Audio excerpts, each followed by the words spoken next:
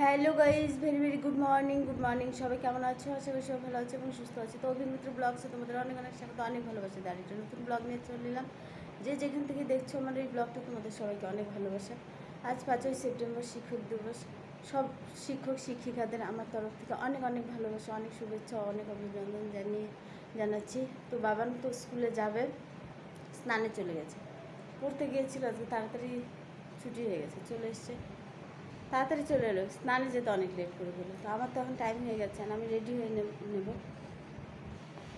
রান্না হয়ে গেছে, মোটামুটি হয়ে গেছে সকালে খাওয়ার মতো। তোমাদের দাদা ভাইয়ের আবার জ্বর, মানে গাটা জ্বর লাগছে। এসে ওষুধ খেয়ে ভাত খেয়ে গেল। আমি বললাম একটু খেয়ে যাও, এখন না খেয়ে গেলে আর খেতে আসবে না। খেতে চাইছিলাম, বললাম একটু খেয়ে যাও, পরে একটু ভাত দিলাম, খেয়ে গেল। তো চলো, তরকারিটা হয়ে গেছে, বন্ধ করে দিই। আর আমি রেডি হয়ে নিই, একটু পাঁপড় ভেজে নিলাম আর একটু আলু পটল দিয়ে একটু তরকারি করে নিলাম। এই হলো রান্না। তো চলো এখন রাখছি, পরে কথা হচ্ছে। স্নান হয়ে গেল, পুজো দেওয়া হয়ে গেল। দেখো আমি স্নান করে বসে এসে বাবানের জন্য, যে আজকে তো তাড়াতাড়ি চলে আসবে, একসাথে খাবো। আর ছেলে ফোন করলো, এখনও গাড়িতে করে ওই দিকে চলে গেছে, ফেরার পথে নামবে। দেখো কেমন লাগে। তাহলে আর কী করবো বলো, আমি খেতে বেরিয়ে যে আবার ওই আবার খেতে দিতে আসতে হবে। আমি সেই কারণে একটু লেটে এলাম, যে বাবান আসুক, তাহলে একটু লেটেই যাই। সে আমাকে একা একাই এখন খেতে হবে।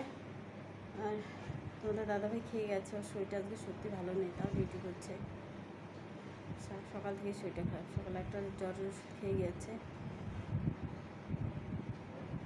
তো চলো, আর কী করবো, খাওয়া দাওয়াটা সেরে নেই, একা একাই খেতে হবে। বাবানের জন্য ওয়েট করছি, বাবান বলছে মা আমার একটু দেরি হবে আসতে।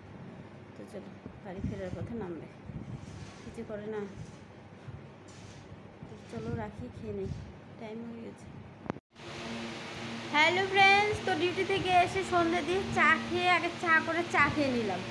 চা খেয়ে নিয়ে একটু রেস্ট করে নিলাম। তো চলো, এখনও বাসনগুলো মাজা হয়নি, এখন আবার ঘরের ডিউটিতে লেগে যায়, বাসন মাজা, রান্না করা, শুকনো কাটা, বাটা। তো চলো রান্না বসাতে হবে, বাসনগুলো মেজে রান্নাটা বসিয়ে দিই।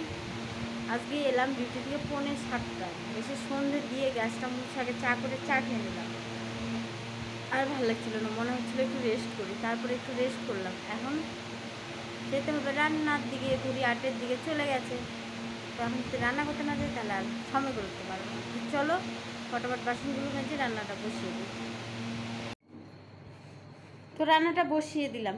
আজকে তোমাদের দাদাভাই বলছিল আগে আগে বাজার যাবে, সেখানে আজকে বাজারে যেতে পারেনি, এত কাজের চাপে আটকে গেলো যে আবার রাত হয়ে গেল, বাজারে যেতে পারবো না। তো বললো যে ঘরে যা আছে তাই রান্না করে নাও। তো চলো কি রান্না হচ্ছে। পেঁপে কেটে নিয়েছি, পেঁপে ভাজি করব। এখানে একটু সয়াবিন ভিজিয়ে নিলাম, সয়াবিন করব। ভাতটাও বসিয়ে দিয়েছি, কড়াই তেলটাও দিয়ে দিয়েছি। তো চলো এবার পেঁপে ভাজাটাকে করে নিই। পেঁপেটা ভাজা হয়ে গেছে, তো চলো নামিয়ে নিই, তারপর সয়াবিনটা ভেজে নিই। হয়ে গেছে পেঁপে ভাজাটা, সয়াবিনের তরকারিটা হয়ে গেছে।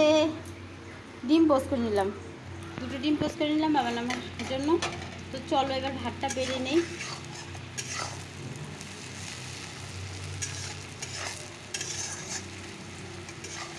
হয়ে গেছে, তো চলো ভাতটা বেড়ে নিই। পেঁপে ভাজি, সয়াবিনের তরকারি, ডিম পোস্ট, এই দিয়ে রাতের খাওয়া আমাদের। হ্যালো ফ্রেন্ডস, তো অনেকদিন পর আজকে আবার শাড়ি পরেছিল, তো কেমন লাগছে হলো।